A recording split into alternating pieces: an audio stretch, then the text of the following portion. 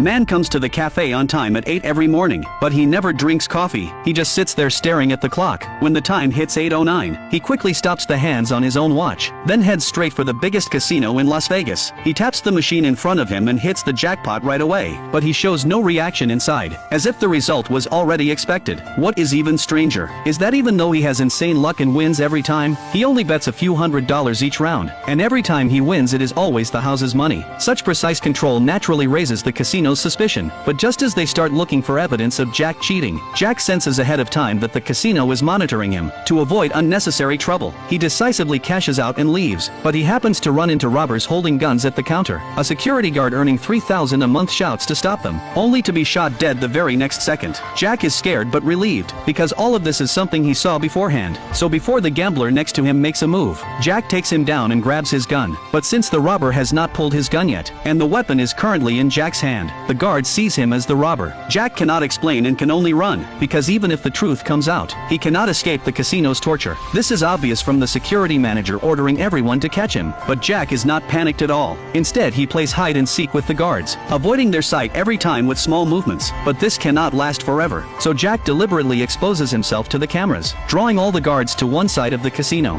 then slips into the restroom on the other side, takes off his suit and changes into a black short sleeve. When the old man in the white hat comes in to wash his hands, he steals his cowboy hat, times it perfectly to bend down and pick something up, avoiding the guard's line of sight, then blends into the crowd and walks out the casino doors. Next, he takes advantage of the valet being distracted, and slips into a visitor's luxury car to escape. The manager arrives and immediately calls the police claiming car theft. Facing the police blockade, Jack foresees a train passing ahead, so he speeds up to 80 miles per hour.